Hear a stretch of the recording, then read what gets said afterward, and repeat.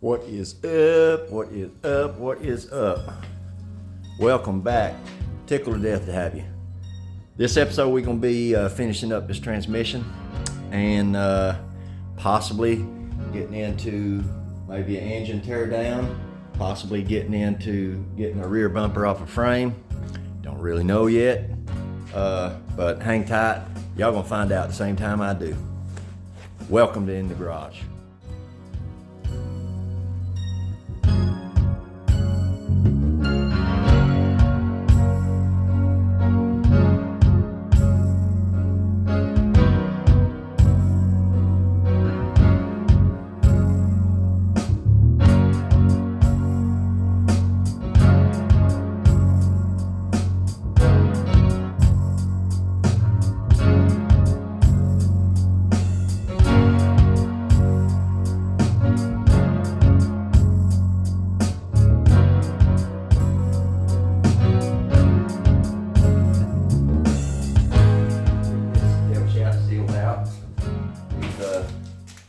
Got a replacement, so we'll go ahead and putting that in, and we'll set this thing aside for now.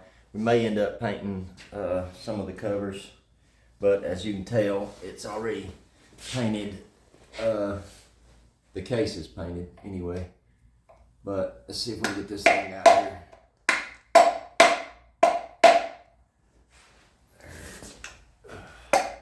I tried using a seal puller, this little tool right here, and it said no, ain't gonna do it. I'm a little more stuck than that, so we had to revert to a more caveman process, but I think we're getting it just like them. So you'll notice looks a lot different, but this part number says that it is for a 57, or what is it, 55, 57 to 62 cast iron power glide. So we're gonna put that to the test.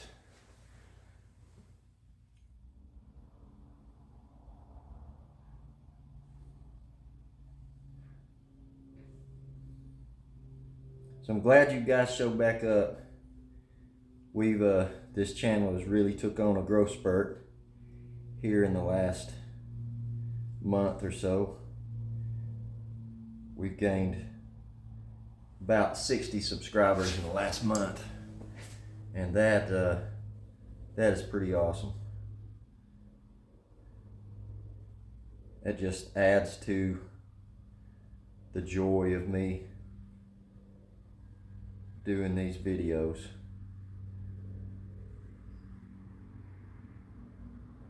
And I greatly appreciate it.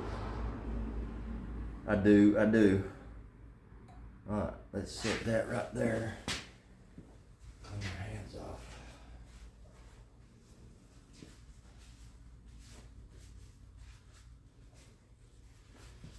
All right, get us a socket about that size, possibly like this.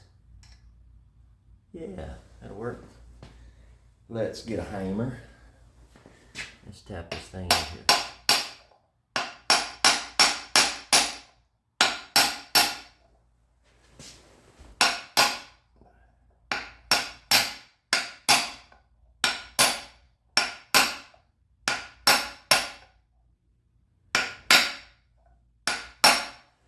All right. Our new seal is in. All right, guys, we're gonna go about getting this bumper off here, and I'll be honest with you, I'm not even gonna try to unbolt it. I think I mentioned this before. I've done fool with so many of these old bumpers and brackets and bolts and all that stuff that I can tell you 10 out of 10 times the only thing that's gonna happen is that entire bolt is gonna turn the head on the outside. There's nothing to grab a hold of. And I could fight it, or I could just choose to cut it off. So I'll be cutting the heads of the bolts off. And I know it sucks, but the thing is, these things are absolutely shot. I got rust hole fixing to come through here. That's a rust hole all the way through. Haven't looked at the bottom. I'm sure it's rusted out. And this one is completely shot. There's no saving. There's no usable parts anywhere. This bumper is not beat up. It could be saved, but I'll be honest with you. It would cost you so much money to try to save that bumper. I mean, you're talking about, I would say, $1,000 to re-chrome that bumper and get it back to good shape. And you know, as long as you can find these bumpers and parts and stuff like that, and you know, that are still in good shape, I really don't see the need in re-chroming. I just don't. I have never ran into a situation where it was cost effective, but that's just me.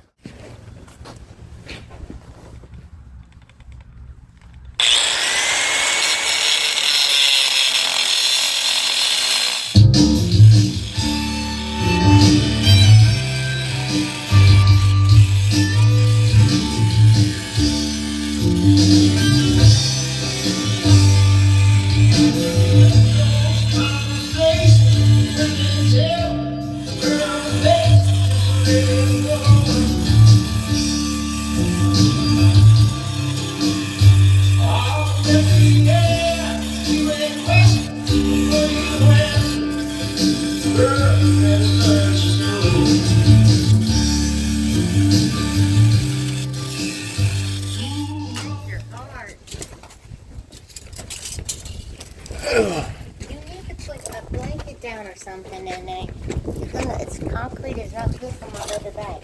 Yeah.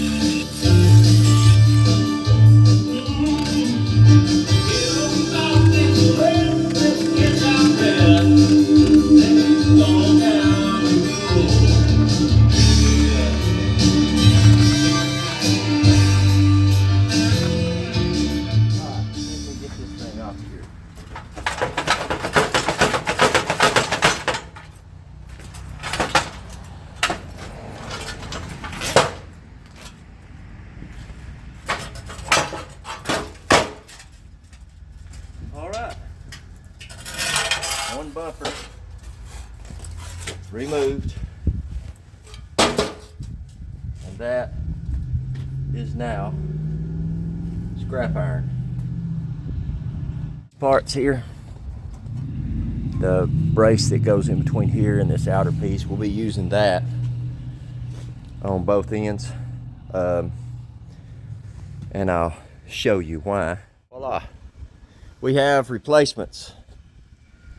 They are 1957, but they are in just incredibly better shape than what is coming off. Not a dent in them. All the chrome is there. All this aging stuff here that you see, every bit of that will come out.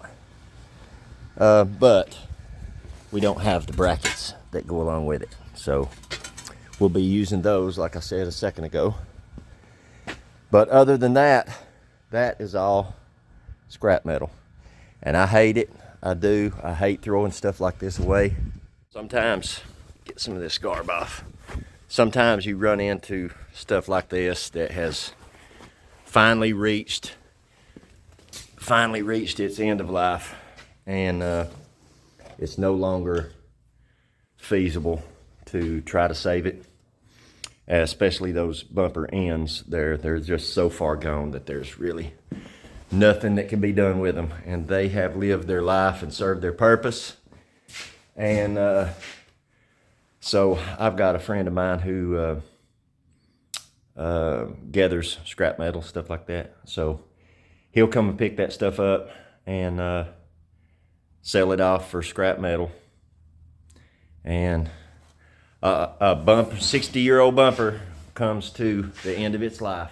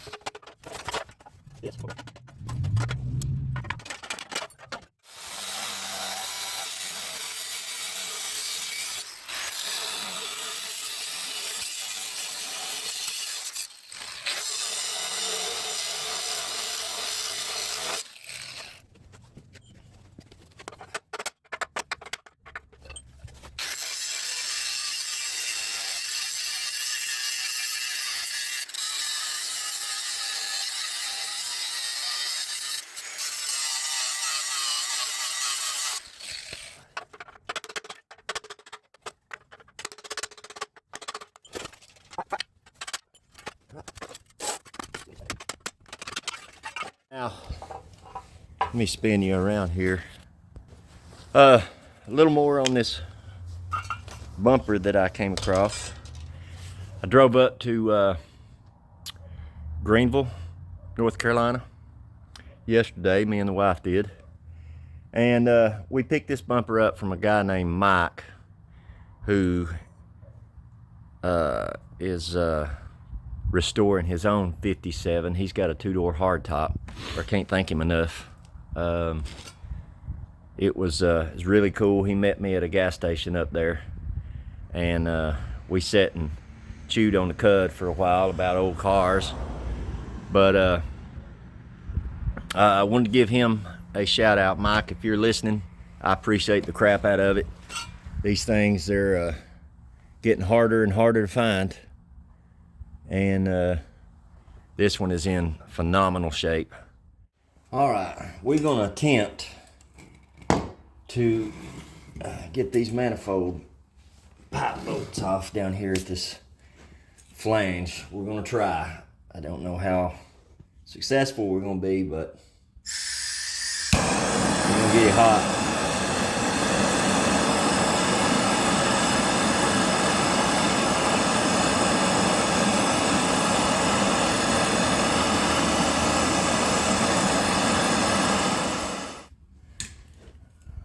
Give it a tug and see what happens.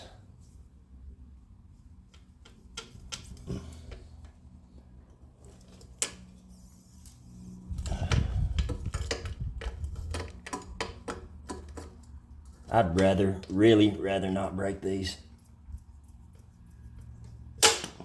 but they are. That is going to be problematic later on.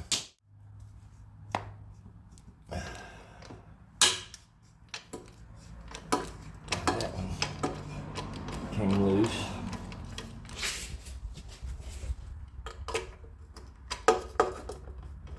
Let's try. Give it a tug.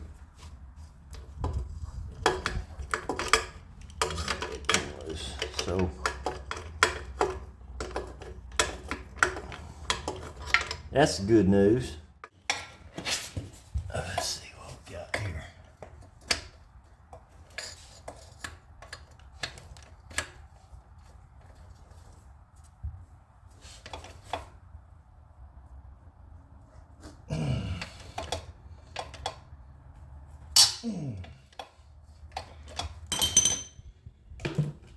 Now, probably need to get a shorter socket. How this do? There we go.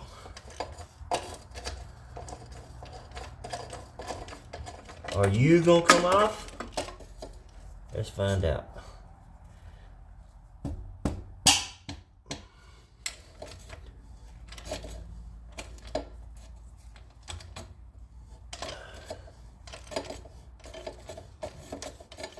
So we end up breaking one stud, which that is going to be plenty enough. All right. So let's see if we can get this thing loose.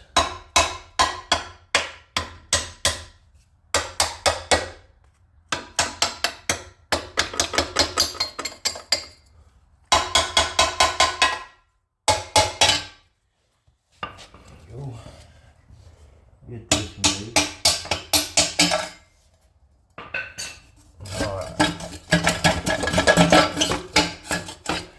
All right, so I have spent a while trying to get this motor to budge. And right now it's looking like I'm gonna have to take this engine apart one piece at a time, sitting on the ground, because can't get the torque converter off of it because I can't get to the bolts that hold the torque converter to the flywheel because the engine won't turn over. So what I'm gonna do is, I believe I'm gonna pull the intake off, pull the heads off, and soak the pistons down with like some sort of concoction, and set and bang on the pistons. Hopefully I can get the rings to break loose. If I can get the rings to break loose, then I'll be able to spin it over and get the torque converter bolts out. And after that, I can actually put it up on an engine stand. Right now I can't even put it on an engine stand because the torque converter's in the way. So that's the direction we're gonna go. Y'all hold tight. Joke of the week. All right.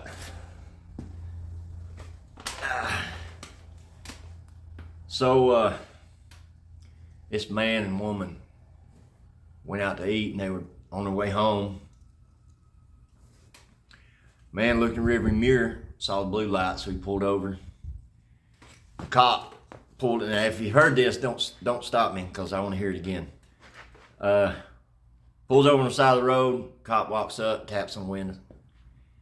He says, "Sir, you know why I pulled you over?" And the man looks at the cop and says, No, officer, I don't know why you pulled me over." He said, "Well, his wife looked out across her husband's lap up at that cop. She said, 'That's a lie, officer. He was speeding. He's always speeding, like he's got someplace he's supposed to be in yesterday.'" He shoots a look at his wife. Officer says, "Wife's right." He said, you were speeding." He said, "But now that I'm up here, I also notice you don't have a seatbelt on." The man said, "Well, I have my seatbelt on." He said, "Took my seatbelt off because when you pulled me over, I had to get my wallet out. Had to take my seatbelt off, get my wallet out." The wife looks out across his lap. "Officer, that's another lie. He don't ever wear a seatbelt. Matter of fact, he said, until you start paying his car payment, ain't none of your business what he does in his car." He looks at his wife. He said, "If you don't shut up, I'm going to slap the piss out of you." That cop leans down, looks across that man's lap at the woman. He says, "Ma'am, does he always threaten you with bodily harm like that?" She said, "Oh, no, officer. He only says stuff like that when he's drunk."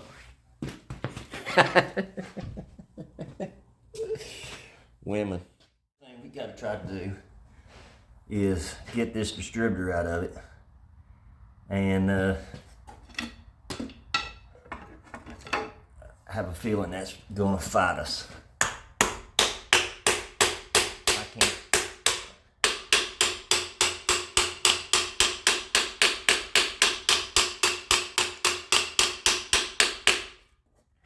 So far, I hadn't been able to get it to budge.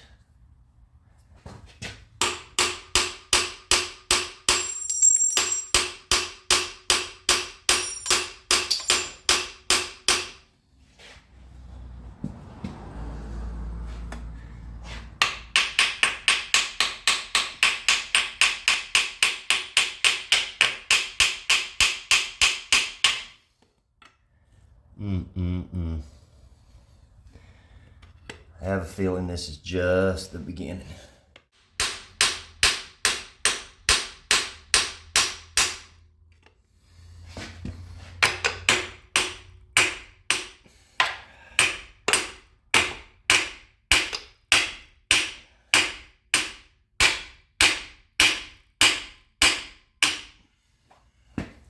I keep missing till I slap myself in the head. Knock my skull soft.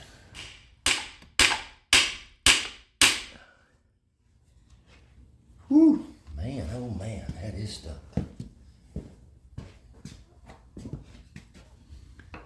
Well, I do have an opening, so it has budged.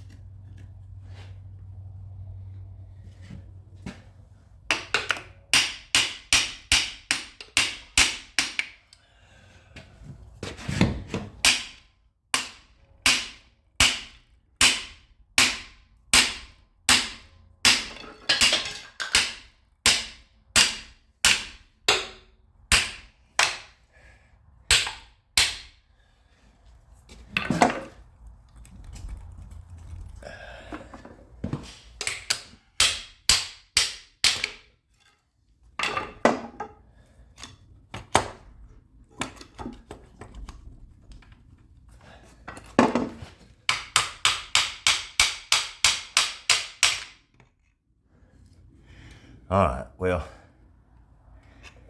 that tells you right there about all you need to know. So that is done. Now what we're going to do is, I guess we'll get the intake off of it. And that'll give us a glimpse at the lifter valley. If it looks anything like under the valve covers, which I fully expect it to, we might be in for quite the fight. All right. Got all the bolts out of it. Now, let's see if we can get this thing to budge.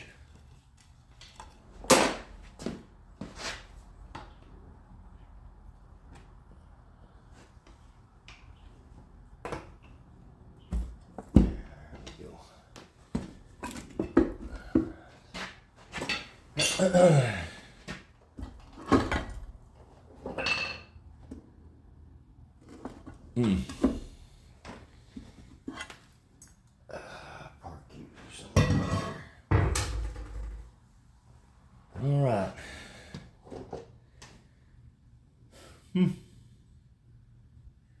That's bad.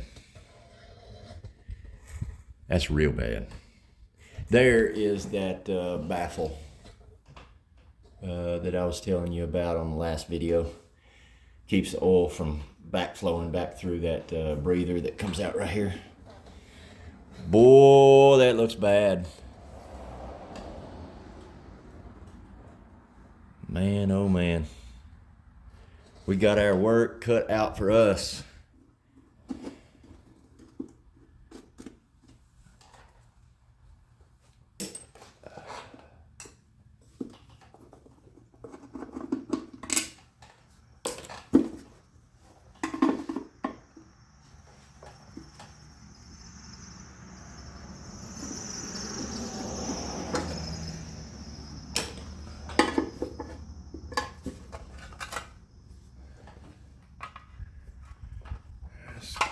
This out of the way.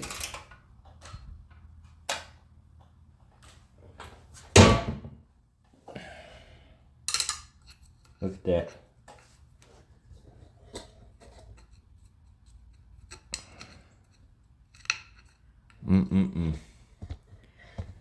All right, next thing we're gonna do is We're gonna pull the rocker arms off of it, get the push rods out, and then we'll bust these head bolts loose, get the heads off.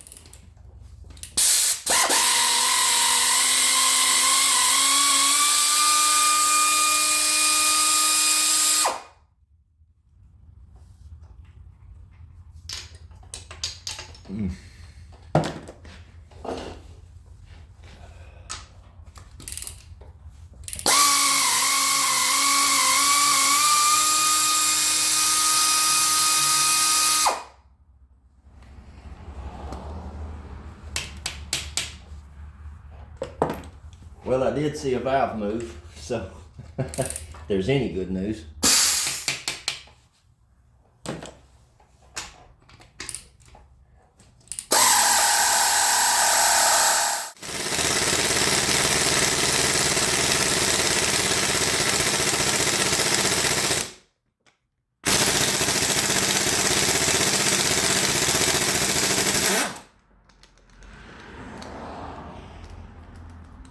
Get out of there.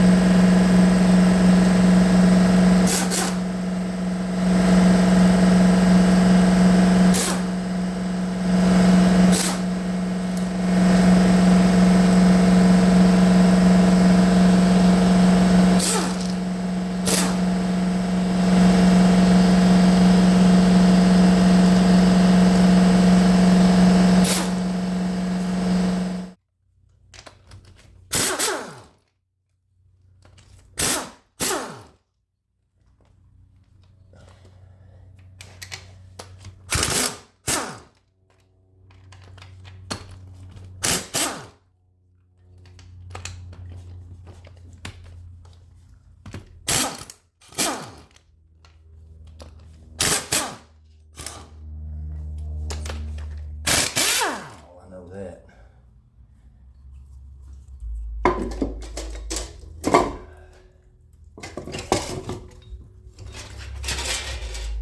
Oh yeah, that's nice.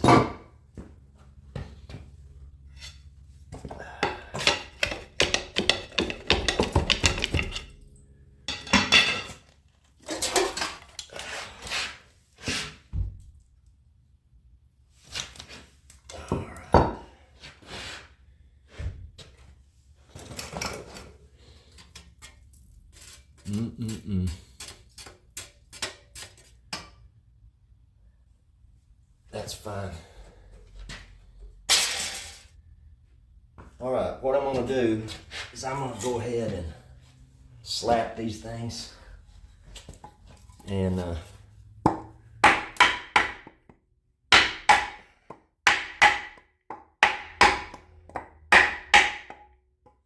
I am glad that the cylinders were not full of water.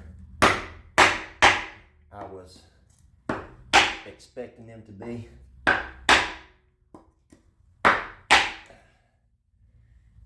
And so it's good to see that they weren't. If there is any good news, that's good news.